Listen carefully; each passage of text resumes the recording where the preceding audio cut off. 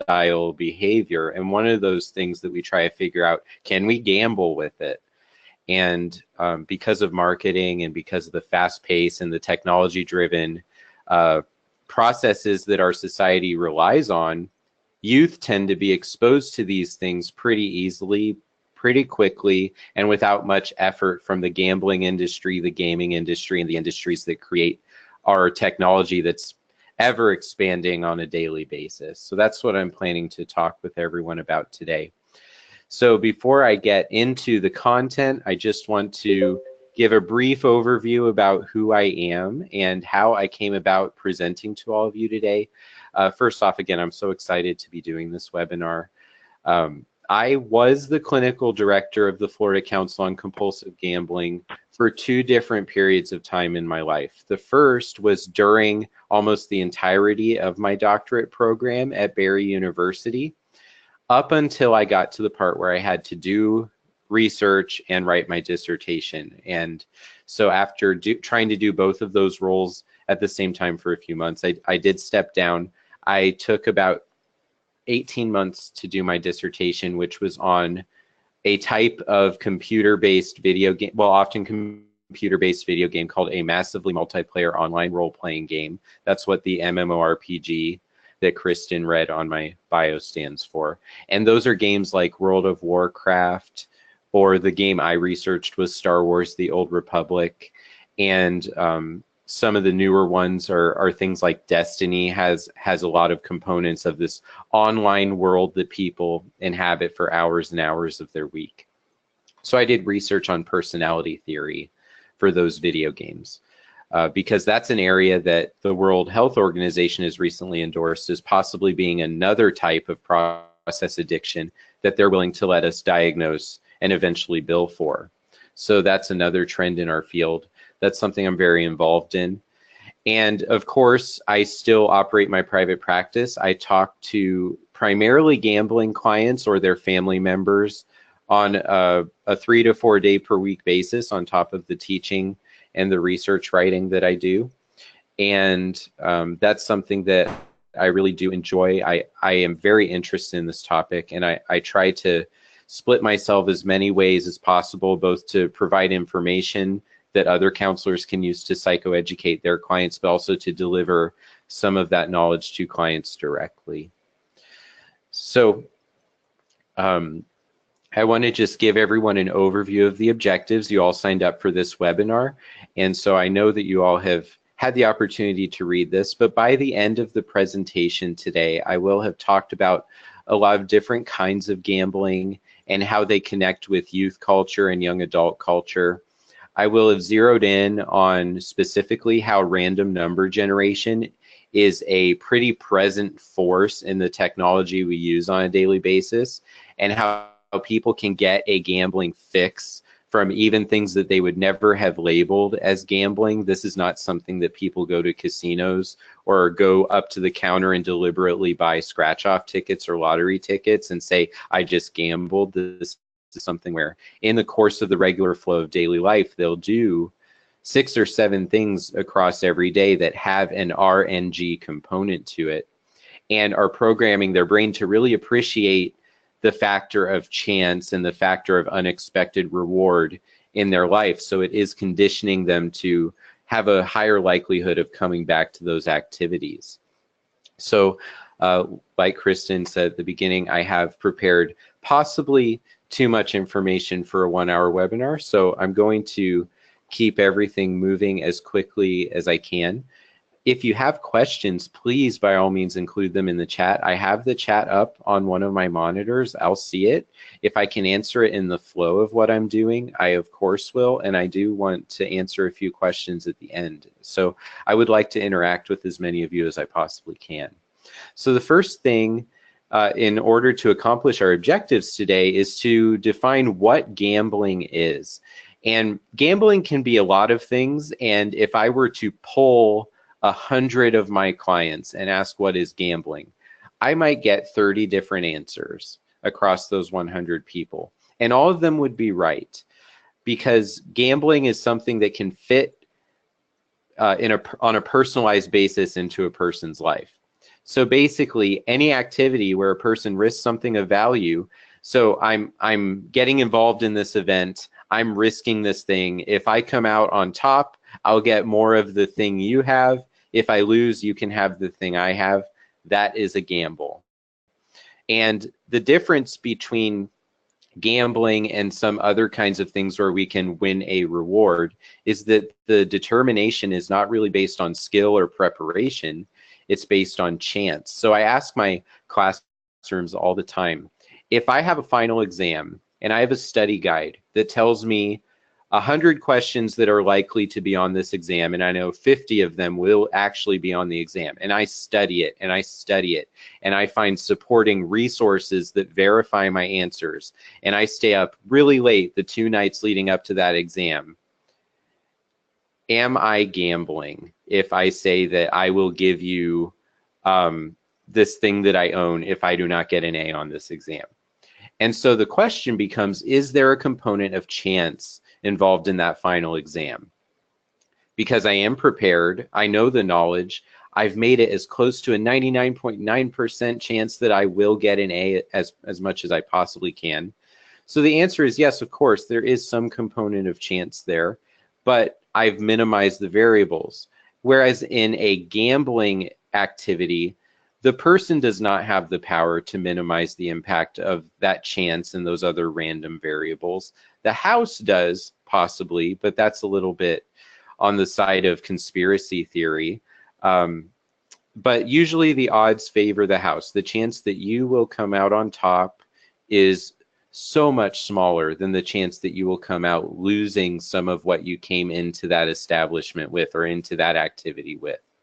So as you can see, we have this little chart that identifies a lot of people go from not gambling at all to they start gambling just because it's a social thing to do, it looks fun, and maybe they win. And once you win, that starts that programming process, that classical conditioning process that, wow, I just got a lot more money in 5 minutes than I would get from 2 weeks of working or something like that. And so your brain is starting to sabotage itself by remembering how quickly gambling winning, how lucrative that can be. And that can be a difficult perspective to overcome. I want to also turn everyone's attention to something that happened this week in our country. On Monday, the U.S. Supreme Court has overturned a federal law that was standing since 1992 that basically made Nevada the only state that had the right to legalize and operate its own sports betting industry. And so what that does is it gives the other 49 states the opportunity to now decide, are we going to have this? How are we going to regulate it? Are we going to rely on the national level of government to regulate this? Are we going to take it upon ourselves to have our own rules and regulations? And this is important for my presentation today because sports gambling is very intriguing to the younger audiences that we're talking about. In fact, I did an intake assessment with a new client just this week. And this young man, he's in his mid-20s now, but since the age of 12, he had been betting belongings or cash or just random things with his friends that such and such will win this basketball game on Tuesday. And then if he wins that on Tuesday, then he'll roll that winning over into, well, such and such person will win this tennis match on, you know, Friday, Saturday, Sunday and win the major tennis event.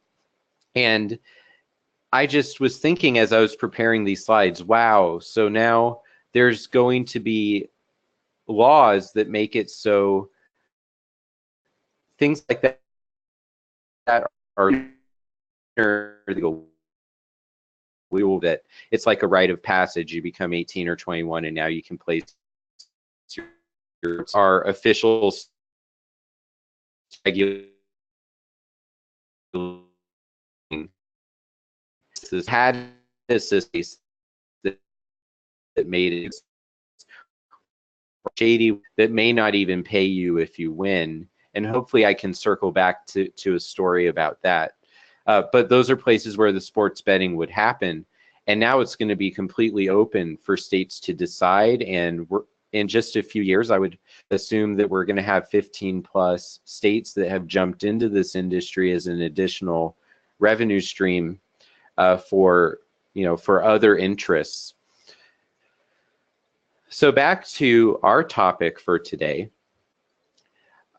Problem gambling is often misunderstood by the general public and even among counseling professionals. So one of the reasons that I try to jump into conference opportunities and webinar opportunities as frequently as I do is I find that I have dedicated a lot of time working at the Florida Council on Compulsive Gambling for multiple years and having my private practice and trying to help people across the whole state of Florida in different ways.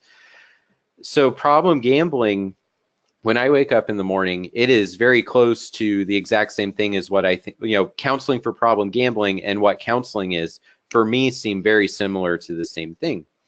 But in reflecting on my journey from counseling student in my master's program to where I am now, I came to the realization that problem gambling was probably mentioned in my addictions course once. We spend a lot of time talking about opioids and cocaine and even the merits of whether marijuana should be legal or not. And gambling was not really a presence in that conversation the semester I took that course. So for me, I'm just thinking to myself, how can we change some of that and make process addictions a bigger part of what we think about when we conceptualize addiction and addiction treatment issues? Another thing to consider is many people will see someone gamble and not automatically think that this is a mental health condition, that this can get out of control, and this is something that a person would attend treatment for. I remember one particular day, it was at work for the Florida Council. I was answering the helpline, and I was also preparing some PowerPoints and creating some trainings for some counselors across the state. And when you're doing all those things, of course, the helpline is active, so you're answering whenever someone calls and needs help. And I got to speak with a woman in the state of Georgia, and she had found our number and called it. And I asked her in the course of this 10-minute conversation where I'm trying to get her some resources, have you ever gone to counseling? And keep in mind, she has casino problems and severe scratch-off ticket preoccupations. And she said, why would I do that? And I just thought to myself, in that split second, wow, she has this full-fledged problem. She's in debt. All of her bills are unpaid. She's losing electricity and air conditioning in her home. And the thought that I can go see a counselor because this problem is a serious mental health concern, it was foreign to her. And I think that counselors have a better awareness for problem gambling issues than that. But I think also the way that we train counselors in our field probably lends itself a little bit to maybe underestimating the impact of this problem. So today I want to really highlight that this can start early. It is so common when I'm meeting a new client, I'm doing my biopsychosocial assessment, and I ask, what age did this start? And I do that typically for all the addiction issues and chemical substance dependencies. When was the first time you used cocaine, marijuana, heroin? And they drank alcohol, and they get really tense. Like, those are really personal questions. But when I get to gambling, it is so common for them to be like, well, the first time I realized I placed a bet and won something, I was 10 years old, 13 years old, 16 years old. And then you have stories that go along like, it wasn't a big deal because my dad gambled all the time. My mom always bought lottery tickets every time it got higher than a certain number of hundreds of millions. So you have a normalized culture where gambling is okay, it's the fun thing to do, it's the right thing to do, it's the hopeful way to have a chance at meeting your destiny to have no more financial worries. And so that's what we're up against as professional counselors, is we're trying to help people to sort of understand that these can be fun. Look at the image on the slide here from Modern Family. You have everyone from all these different families around a table, all the chips. They're even dressed up to play the part of the gambling family, and all smiles. Or certain people clearly are thinking strategy or waiting to see what happens next. So it's culturally presented as a fun thing to do, and it can be. The percentage of people that develop a problem with this is very small compared to the number of people that play. So about 2% of the population, let's say, might develop a problematic level of gambling across their lifespan. But when people do develop that, and when you take the entire population of a state and say, well, let's just say it's 2%, just to make it simple, that's a staggering number of people spread across the entire population, hiding or struggling, but being too proud to mention, this fun thing that's supposed to cause these nice social phenomenons and help me connect with my friends better at certain times of the year. I can't handle it. So there's some shame and secrecy involved. And like I had mentioned a slide ago, this starts with the family view on gambling. Is it a bad thing? Is it a not bad thing? What age am I allowed to do it? What age can I do it? But I get this talk where, son, make sure you're responsible with it and you're not wasting your money. If it's the only thing you can think of during the day, you might want to slow down. I tell my clients all the time that, one of the main reasons that I was able to navigate life and not really develop an interest myself in becoming a gambler is I remember very vividly in second grade, I had one of those book order forms, and there were books and other things that you could order. I brought it home, and I had asked one of my parents, can I get this deck of cards? And I had wanted to have these deck of cards so I could play really simple games, not even gambling games, not poker, not blackjack, just things like war with my friends. And then, so it came 2 weeks later. It was on my desk waiting for me. I brought it home.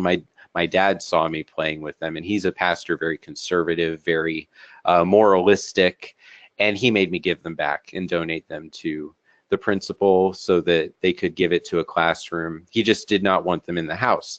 So when a family chooses to send that message to their young child, second grade, I'm 7 years old, what does that tell me gambling is? It is scary. It is possibly evil. It is not something that you spend your time doing. And we have some of that going on across families in our country. And perhaps those kids will have a rebellion phase and they will become gamblers in their later periods of adolescence and young adulthood as a kickback to how strict their upbringing was. And that could happen. But I think that for the period of time in childhood, that sends a strong message. I don't know how often families have a value system like that, but I don't generally hear that that is how clients with a gambling disorder coming to treatment were brought up. I hear stories about going to the horse track. I hear stories about, getting a couple $100 by being the best at the March Madness pool at work. I hear stories about, the Super Bowl not being too interesting unless you have money riding on it. And so another thing I want to talk about is, does this person have a history of going to gambling venues or, being in the car outside gambling venues while one parent goes in?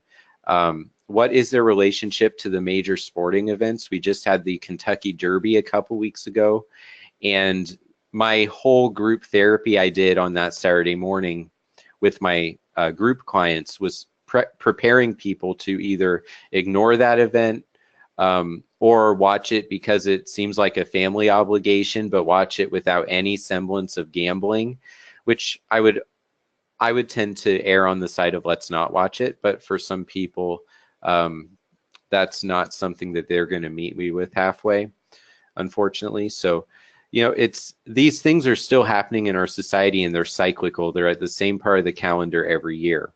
And so a gambler can create a cognitive relationship to the calendar, the gambling calendar that they maintain. And so also another thing I want to highlight is that the impact of smartphones and technology. We're so used to people staring at their phone and tuning people out at restaurants. For instance, you'll see 6 or 7 people at a table now, and nobody's talking to each other. They're all staring at the screen except for that one person who is rejecting the zeitgeist that the technology is more important than people, but they have no conversational partner. Well, they could be all doing social media, the Twitter, the Instagram. They could all be looking up some knowledge or some sports scores, or they could be placing a sports bet.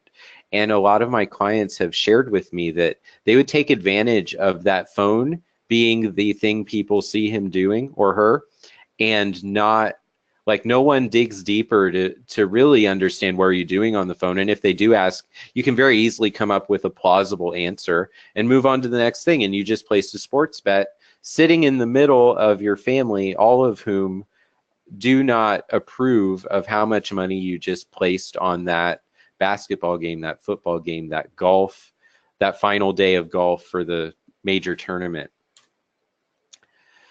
So now let's talk about the risk factors specifically for youth, adolescents, and college age gamblers. So just a minute, I am seeing there we go. All right, so we have the 6 A's, and this is really how people get reached by the gambling industry and start playing around with the idea of, I could do this. So there's availability, there's the age. So if you look at the gambling ads or the types of apps, I think the art style is something that I look at, and there have been allegations against certain games that they are marketed to a child audience, and clearly there are components of gambling. And how morally correct is that? How legal is that? And that's something that maybe we can all add down the line as we get more aware of what these gambling games are and how people find them. The acceptability and the advertising and awareness and attitudes, like from the family, what has been passed down to them, what's the attitude towards gambling activities.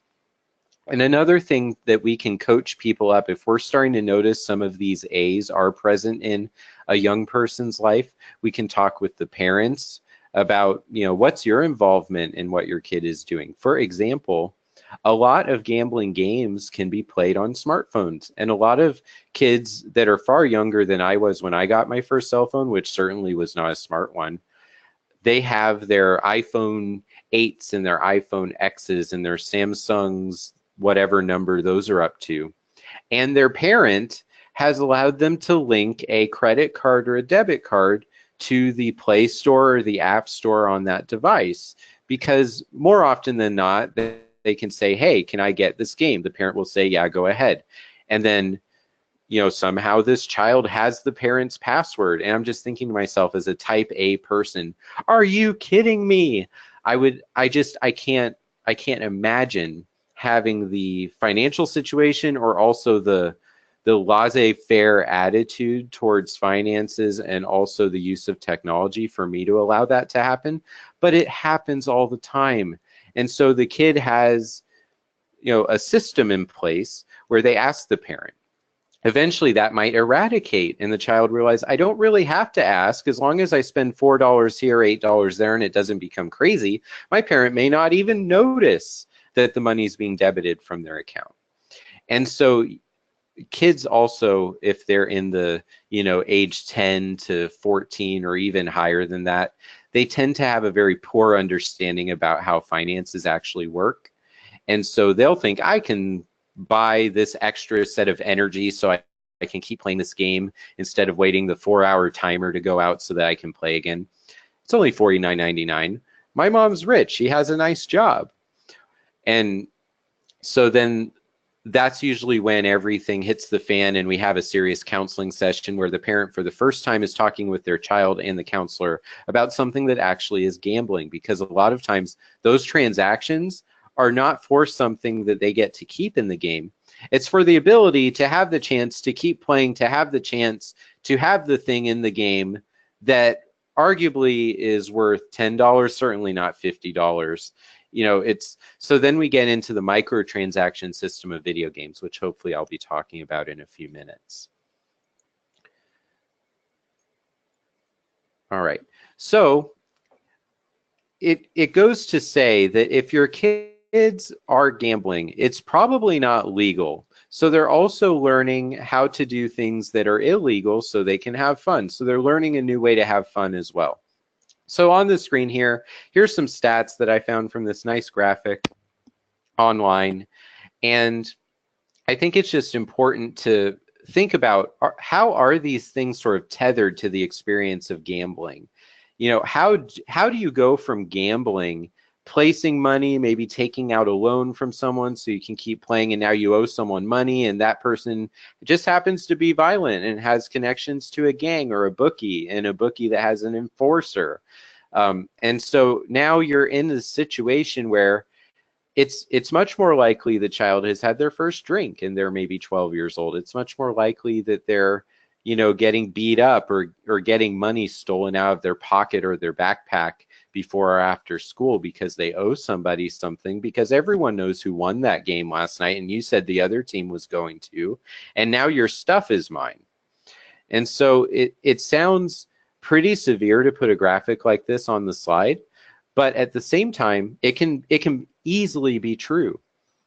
So that's something to think about, is why do we advocate for these issues for our youth to maybe not gamble, or to learn some solid psychoeducational pieces about what gambling does to the mind, to the reward system, to the flow of chemicals in our brain, and also to the way we interact with our friends and family and how we see money. It just goes on and on and on. So the answer to that question, why do youth gamble, is because of this pie chart.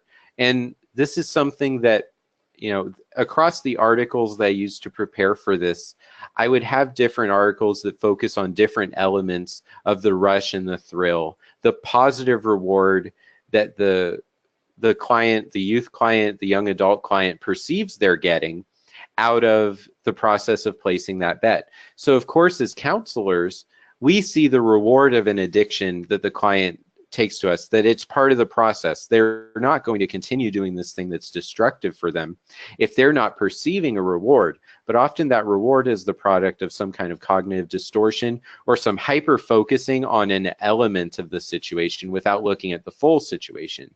So case in point, I get the rush and sometimes I win, and then for the rest of that week I have, you know, I'm the life of the party. I can buy things for my friends. People look at me with this admiration because I'm the man. Like I took the other people down, I placed a better bet than them, and now I have the resource. But at the same time, how often does that happen? 1 out of every 20 times. What happens on the other 19 weeks where you just lost all your money? Well, I'm a chump. And so you have this sort of dialogue now where we're using our motivational interviewing skills to work on having the client, in their own words, shatter that positive facade and point out that this really good thing that I experienced, it doesn't happen all that often. I had a client just a year ago. It was a young lady. She would gamble in the casino, was very into playing cards, and loved the idea that she could go into a card room, beat all the guys, and walk out with their money. And we started talking sports records because she was giving me this story of her that she wins all the time. And I just thought about that, and I thought about that, and eventually I asked, so how often do you win? And she said, well, I won 3 times last month, but this was the 20th of the current month. So for me, I was thinking that's really vague. That could be up to 50 days ago. So we started talking about how many days have you gone to the casino? So clearly this is a college age person as opposed to a minor, because hopefully the minor is not getting into the casino. And she had estimated that she had gone 31 times in the last 50 days and had left only that small handful of times with the feeling of winning as she exited the door. So, you know, we had agreed up to that point that winning but continuing playing and then losing before you leave, that's not actually a win. So she met me on that standard. And then we identified that, you know, 3 out of 31, you are definitely not one of the most successful sports teams with that record. 3 and 28, 3 wins, 28 losses. That's at the time. You know, we were talking about how you're not the Super Bowl caliber team with that kind of record, or, the NBA Finals caliber team. You're more like the lottery team where you're not winning enough to really justify your professional status here. And that really hit home for her, because her words, by me asking these questions and waiting for her to answer, was tearing down the glamour. It was minimizing the rush, and it was giving her a realistic perspective of her social status, and that she was, by focusing very vigilantly on those minor amounts of wins.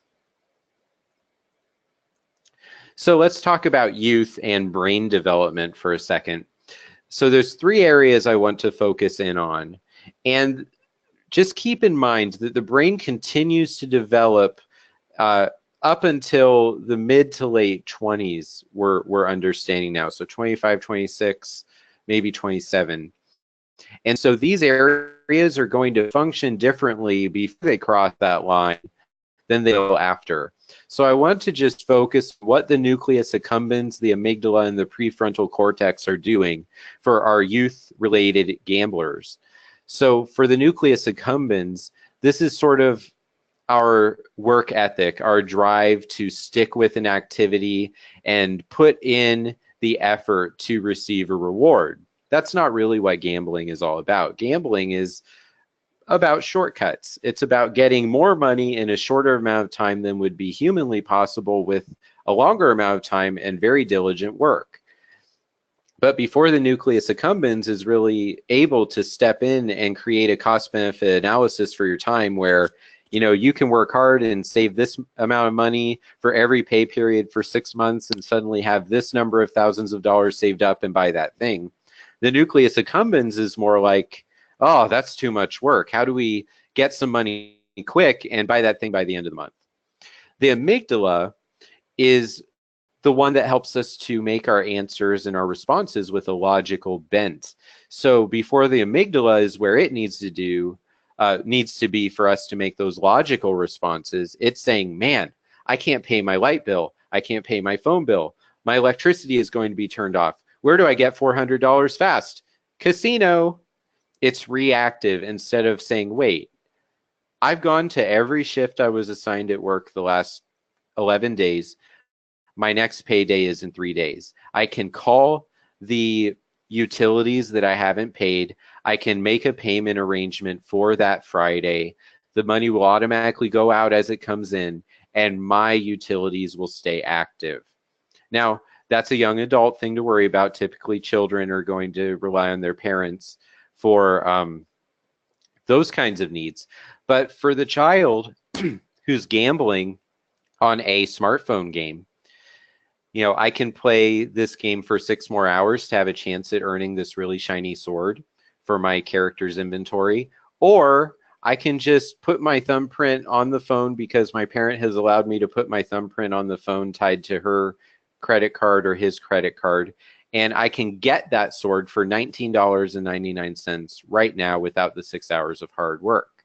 So the reactivity there is, I don't have this sword and I want it. The logical side, if the amygdala was helping us out, would be, you can just keep playing. It's really not worth $20 to have a digital sword that's not real. And then the prefrontal cortex is, you only live once. I just thought, we're talking about youth, that statement needs to make it into my presentation today, but that really is the conclusion we reach when our prefrontal cortex is not fully developed to the adult level of progression. And so how do youth gamble? I think I've hit on a lot of these, but here's a quick graphic for how that happens. So there are cards. Cards can be presented as a very positive activity for people. It can be socially endorsed and fine. And then also there's electronic RNG, which I've tried to work into the presentation up to this point. Online gambling, lottery. I have a quick story about the lottery. Before I was a counselor, I was working myself through grad school by being a private lesson music instructor. I would teach drum lessons in the town where I was living while I did my master's program. And around Christmas time, I would have about 24 private lesson students. And so out of those 24, it was almost a given that around 5 of them would give me a Christmas card that would have a scratch-off ticket in it. And that was just something that they thought, well, there's a chance that I can get my teacher something really nice, but it's probably just something fun that'll take him 5 seconds to do. And it would be in the Christmas card. I viewed this as a nice gesture. I never won. And I didn't understand counseling to the degree that I do now. I didn't understand gambling addiction to the degree that I did now. But that insight, that culture of the family, that this is part of the Christmas season. This is what you give people that are, below the status of a wrapped present, but they are important enough. So let's get them a thing that hopefully they can enjoy for a few seconds, or it can become something unexpected.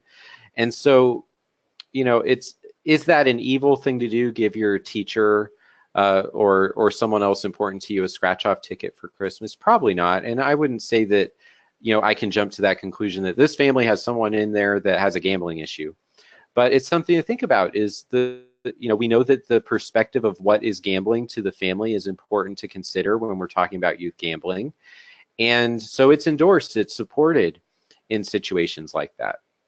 So, as counselors, if you were to get a Christmas card from a client and they did include a scratch-off card, we can appreciate that, but also we can, take the time after a presentation like this to consider the implications. And hopefully it's a witch hunt, it's a smoke screen, there's nothing there, but there could be. So maybe do our due diligence to explore in the future. All right, so going in from that chart to this chart, Rachel Volberg and a few other researchers actually a decade ago now, did a study on Oregon adolescents and how they choose to gamble. And certainly gambling is a little bit different in the landscape now. There's so much more technology-based gambling, pocket cell phone gambling available. But even back then, free internet games, which that's the one that I consider would be where the types of gambling that I'm trying to emphasize today come from. Those free slot machine games that are not really free, those those fantasy-based games that have, the mythological coat of paint, but there's all that random number generation, and they're trying to get you to pay for microtransactions that have no guarantee of a return for your player account.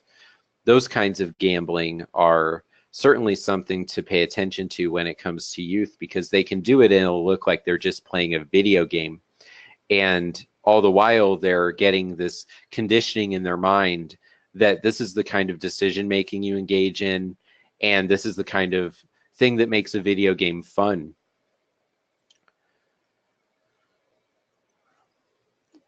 So I'm calling us back to one of the earlier slides in the presentation really quick, and this is a progression from Robert Custer for how the phases of gambling work for adults.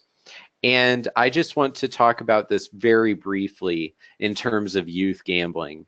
So if the youth, pardon me, if the youth does something that is a gamble, that there is chance, and they come out on top, that instantly sends a powerful emotional memory through their brain into the core of their being that says, this is likely to happen.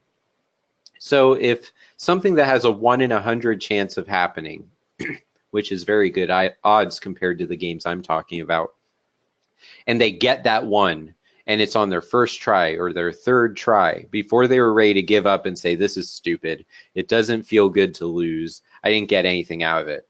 Their brain now has the story of, I did get something out of it, and that dramatically changes the likelihood that they'll come back, and it dramatically decreases the likelihood that they will walk away when things are not going well for them. Oh, I've lost 5 in a row, I better stop now because this is a silly thing for me to waste my resources on. And so then we enter the losing phase, and if they can't walk away from the losing phase, they can become desperate. And then if they become desperate, for children, hopefully we don't have them progressing to the level of suicidal ideation and arrests, but certainly hopelessness for them would be broken friendships, you lost my stuff, I can't believe you, I can't trust you. severe distress over trying to hide the secret of what they just did. You know, if a parent, for example, bought them a game system like an Xbox One, which is the current level of most awesome Xbox available, and now suddenly they don't have an Xbox One, but the parent clearly remembers spending $499 on the best model with the best hard drive, and that was your birthday present, which was only, you know, 40 days ago. It can be a state of panic when you wagered that on something silly and lost it because you were so sure you were going to win and you were just going to take your friend's stuff. So that's the kind of thing that children and even young adults are up against when the types of gambling they do are not really money driven because they're not taking out loans or cash advances. They're gambling with what they have as part of a bartering sub-level economy system. So the things that keep people placing bets, there's two of them that I think everyone on the call today should be aware of, is the near miss phenomenon. So we have this idea that if I give everyone just a regular set of dice and I say, roll this dice until you get a 5, the gambler-minded person, for some reason, will believe that within the first 6 rolls, I'm almost guaranteed to have a 5 because the odds that I'll get a 1 is 1 out of 6, and the odds of getting a 2 is 1 out of 6, and the odds of getting a 3 is 1 out of 6. And I actually have tested this in counseling sessions with my clients, but using a coin. I will flip the coin and I'll ask them, how many times do I have to flip this coin before it will land on tails? And I've had so many people tell me only 2, because it'll land on heads once, and then if it lands on heads once, it will land on tails the second time. So this is sort of the near miss phenomenon. We sort of log the results and think that the results where we lost are not as likely to occur again as the ones that we would win, which have not happened yet. And that's not true. Every time we roll that dice, there is a 1 in 6 chance that we will get a 5, but that means there's a 5 out of 6 chance we will not get a 5. So we could be rolling for a very long time, which is why Yahtzee is such an intriguing game for people. Is, you know, we're playing around with that phenomenon. Do we stay with the 3 3s that we rolled, or do we take the 2 3s out and go for a Yahtzee? You know, that's the psychology of the near miss and the gambler's fallacy working against us. Another thing is the idea that they're destined to win. They're not, but there's, you know, you can't win if you don't play, and so that keeps people playing as well. So those are things that are very common in the treatment of gambling of all age levels, is we're looking at that distortive thinking, really. So the next slide, I'm just putting up the DSM-5 criteria, the 9 criterion we use to consider whether we can diagnose gambling disorder. So let me get all of those on the screen. All right. So if they have 4 of these, you can diagnose gambling disorder, and that can be something else to go on their treatment plan and list some goals for. And after you have that, I just want to say that getting to 4 of these is not very difficult. If you have 1, they probably link together with at least 2 others. It's very hard to have only 1 of these criteria present in a person's life over the course of an entire year. So I think it's a pretty simple diagnosis to confirm if the person is openly talking with you about gambling in the first place. And the severity levels that the American Psychiatric Association gives us goes up from at-risk to severe.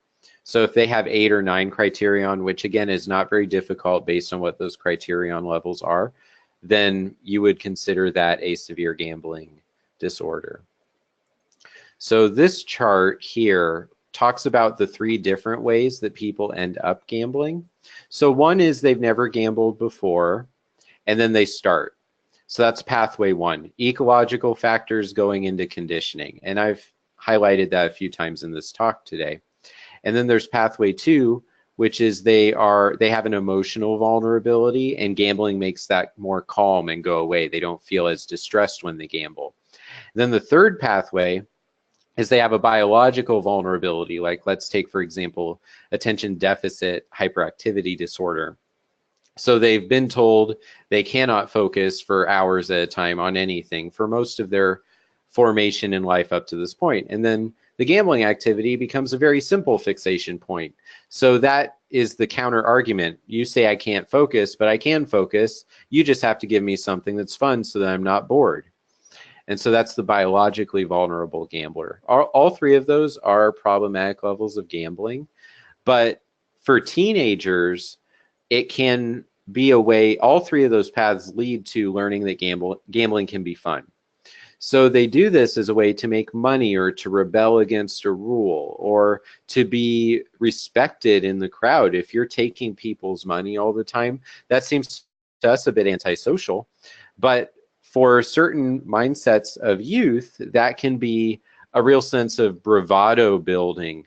It can create that reputation and that legend of who they are in their social circle. And also it gives an escape from certain psychological or stress issues. It's really easy to not fixate on some of the negative things going on in your family life, at home, in school, the grades you're getting, when gambling is happening, and sometimes it goes well. So there's a draw to these activities.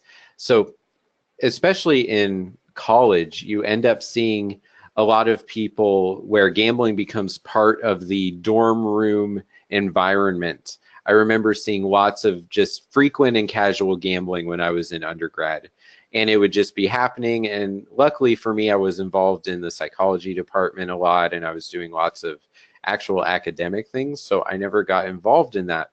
But whether you're sheltered and not really exposed to gambling before your undergraduate education, and then that's where it hits, or you're actually seeking it out and you find your group of friends that are into that on the weekends or 2 or 3 times throughout the week, then that can be a supplement to your poor college student income. But it can also lead to you owing people and people bothering you to when you're going to pay up. And so it's not all glamorous either. And even for kids younger than college age, I remember one particular session where a 15-year-old male student of mine, or client of mine, who was coming to therapy because of some antisocial tendencies, real problems with authority, plummeting grades, he came to a session without his shoes, no shoes, just socks. So he comes in, and this is a first for me. I've never had a client come see me without shoes. And this was concerning to me because the week before, he was wearing these shoes that he swore to me were legitimate products. They were not knockoffs, and they had something to do with Kanye West's clothing line, and they were valued at around $400 or something. And, you know, I don't know anything about these shoes. They just look like shoes to me. So I'm listening to him, I'm humoring him, but I'm pretty sure he was right, given that the session that I had with him the next week, he had no shoes. He had lost them. They were his part of the wager on an Xbox competitive game of Call of Duty or some kind of shooting game. He lost, and actually, I might have it a little wrong. I think he actually wagered his Xbox, but the person showed mercy on him and took the shoes instead. So it becomes the economy system. It becomes the way that they build their story in their social circle. And it's not something that a lot of parents will notice until, you know, one day they have to bring their kid to a counseling session and they're not wearing shoes. And you're pretty sure they were when they left for school. And I put air quotes on school because he clearly didn't go to school that day. So, you know, talking about, you know, skipping school, losing shoes, you know, wagering things that he certainly did not pay for. In fact, he might have gotten the shoes in the first place from successfully betting on one of his Call of Duty games.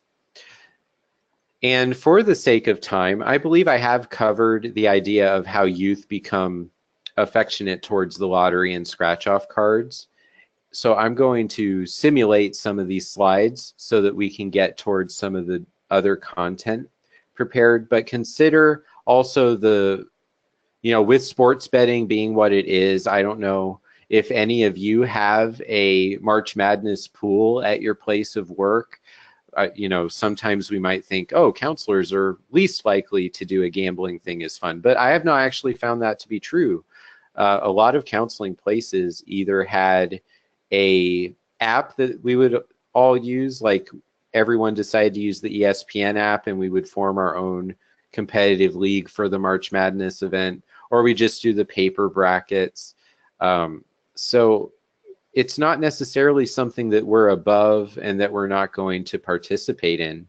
And societally, gambling is tied to not just the outcome of these events, but weird things that happen during the events. Like for the Super Bowl, how many costume changes will the halftime performer have? How many different songs will they sing? Which side of the midfield stage will they stand on for the longest duration during the halftime show? How many complete passes will happen for this team before the end of the first quarter? So it's not just the outcome, it's all of it's the phenomenon of watching. And then also for sports, but not outcomes in sports, we have fantasy sports where people will draft players from different teams, form their own fantasy lineup, and then the performance of each of those teams becomes this new imaginary team that they are dedicated to following. And this can take hours and hours of preparation every week. Because you have to understand, is this person injured? Should I switch them out? Is there the chance that I can trade these two players out to get a much better player? Will that new better player fit under my salary? Do I need to release a lower cost player so I can have this better skill, higher cost player? And it creates a preoccupation. It changes the way people watch the sport. They're no longer interested in how the major team for their city performs. They're just interested in the receiver from that team, the kicker from the other, the defense from the team that I have no interest in, but they're on the other side of the country. And so it warps the cognitive relationship between the fan and their sport. Another thing to consider is online gambling is marketed to a different kind of gambler as well. There are people who don't want to go to a casino. It smells like cigarette smoke and they have asthma, but they love slots. So let's do it on this offshore website where it's legal, where the website's hosted. I actually had a client who won $15,000 one day, non-slots, it was online poker. And the company dragged out paying him in $300 installments because their whole strategy was, we're going to sweat you out, you're going to get tired of waiting, and you're going to bet your winnings and lose it back to us. So me as the counselor, it's like, well, you relapsed, but you won big. Don't give the money back. Please don't gamble anymore. And eventually he got to a couple thousand before he started losing money back, and then counseling ended. And, you know, I just felt like, wow, that never happens. I've had so few instances of counseling ending with the client feeling like they won at gambling, but it could happen. So that's something to remember as well. There's also websites where you can watch ads and get me so you can gamble if you wager, but then once you get some winnings, you're probably going to gamble those back to the house. So these are things you can do on your smartphone, your computer. You can do it. A lot of students bring their laptops to class now, and to be quite honest, they could be gambling during my lecture.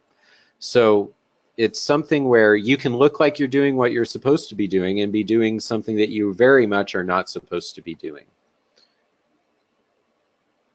And it all comes down to random number generation.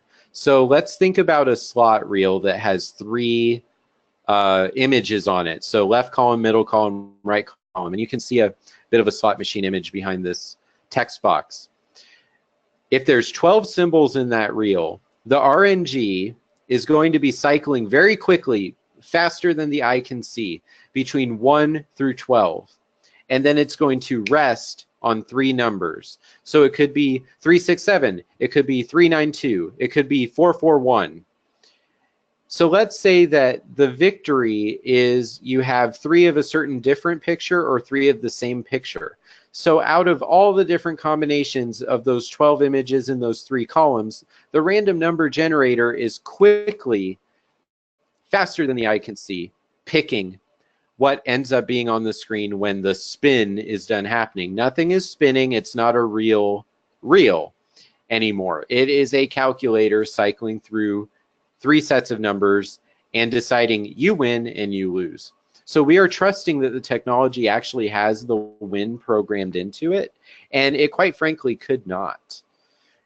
And the reason this is important to understand is games like Candy Crush or Clash of Clans, where you purchase something that's supposed to make you better or make you be able to play more, but it's actually a slot machine in disguise. You're purchasing this thing that's supposed to make your clan stronger, but there's only a 1 in 1,000 chance that you get the thing you're actually hoping you get when you participate in that microtransaction. And these games, this is how these games are built now. So for example, these console games and computer games will frequently have loot boxes. The loot boxes will give you a certain number of items and it's randomized. And there's really no guarantee that you're going to get it, but they're also converting your real life money into the game money. So you'll see in these Star Wars boxes, you have these purple crystals and you have these gold coins.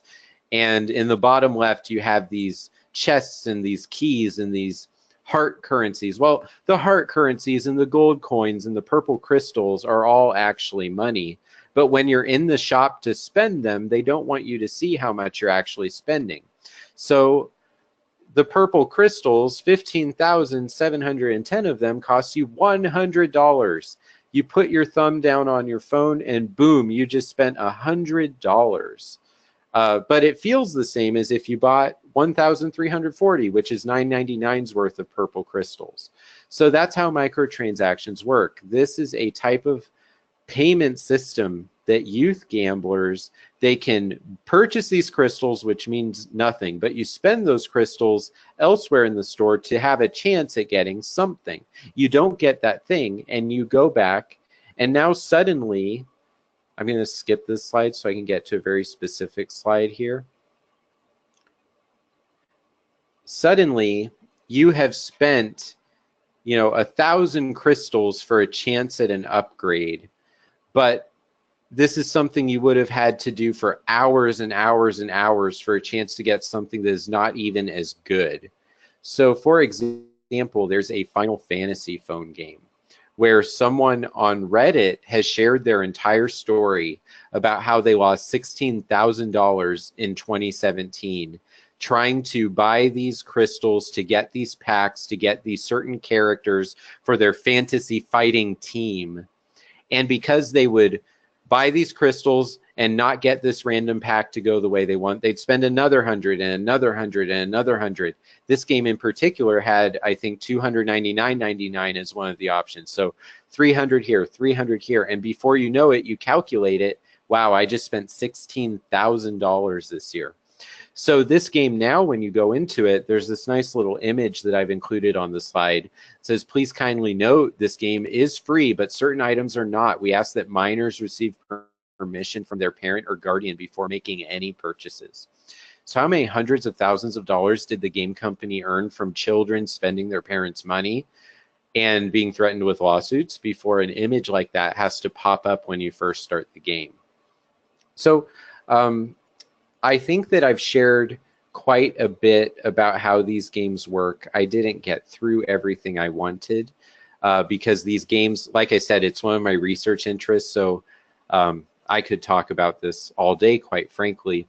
But for the things to look out for youth who may be developing an interest or desire for gambling, if they're not showing up when they normally would, or their performance in certain things or interest in certain things is plummeting, or if you're noticing that their social groups, like if they're hanging out with their friends before or after a session, you notice them talking about a bet or a sport outcome, or you have the thing, did you bring it with you?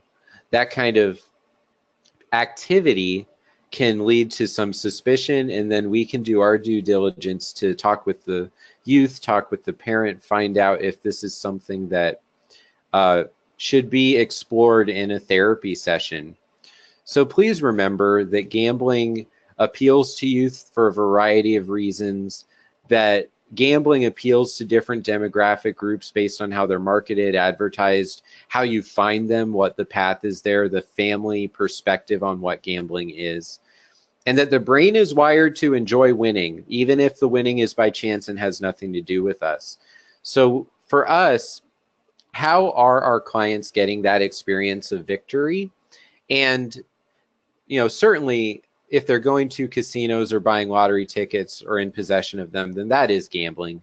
But expand our horizons for what could be a gambling act, because it doesn't look the same as it did 20 years ago, and it's not going to look the same in 5 years as it does right now.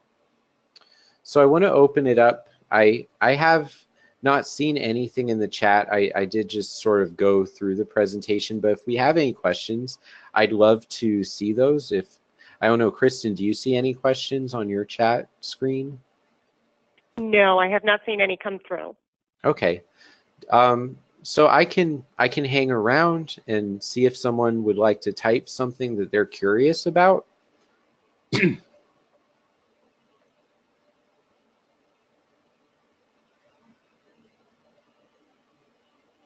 And Kristen, since you have an open mic, do you have any questions that you thought of in my presentation? So maybe get started with a few of them. I don't. I want to thank you first and foremost. I think one of the areas that Maine is struggling with is how do we convey, the smartphone app games, the online gaming, as high risk for youth. Not just, and again, we take the stance that we're gambling neutral. Yeah. But for youth and that, the neurological development, these things, this is part of their world. And how do we minimize risk and utilize any protective factors they have? Right. And I'm familiar with the gambling neutral thing too, and I think there were maybe a few statements in my presentation where I led towards that. For the majority of people that gamble, the kinds of things I'm talking about don't happen. And that's so hard for me to wrap my mind around, because I could have 10 counseling sessions this week and 8 of them probably will be a gambling related issue because of how I fit into the field and what I've focused my time on. Yeah. So I think that it's important to identify that there are simple preventative measures that parents or even the youth themselves can do that will dramatically change the direction they're going with these gambling things. Parents probably should not have a completely free and open policy about their debit card being linked to the App Store and the individual game stores on their child's smartphone. That I really think that the best way to go with that is gift cards that the child can get from events like their birthday or having a great report card. So here's your $20. You can buy whatever you want in your smartphone games that you want with those $20. If you waste it all on gambling, I'm disappointed in that. But certainly, you spent it and now it's gone. Versus a debit card, you can overdraft your own parent so egregiously just from not understanding how money works. And I've had so many sessions with young clients where that's been the thing that we focused on. I also want to answer Michelle's question that no, in general, schools are aware that kids gambling in the hallway with certain things like dice games or handing money over to someone and trying to hide it in between classes, that's frowned upon, and it's often a violation of school policy. But all of the ins and outs of how gambling things happen, the way I was just describing it, no, I think schools have a lot of room for improved education on that. Counselors do too. Parents definitely do. The youths themselves, so they don't grow into that person in Georgia who has had gambling issues for the last 10 years of their life is never considered that it's a mental health issue and you can go see a counselor for that. So I think that we're lacking in awareness in multiple areas of our society, not just schools. That's a great question.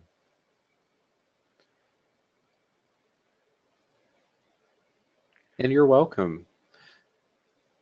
Now, well, thank you. Go ahead. Sorry. yeah, Kristen, if anyone emails questions to you, please feel free to forward them. And when I see them come across my inbox, I will do my best to respond and help facilitate the flow of information to the people in your state. Very much appreciated, Dr. Kaufmann. And, you know, we are a little bit after 1 o'clock, and I know folks have to get back to back to work. So again, thank you so much for the information. I just want to let folks know on the call, let your colleagues know, because we did have permission to record this. So we will be getting that on the Maine Council Problem Gambling's website for access for everybody. So please do take care, and I look forward to coming across you again. Thank you, everyone.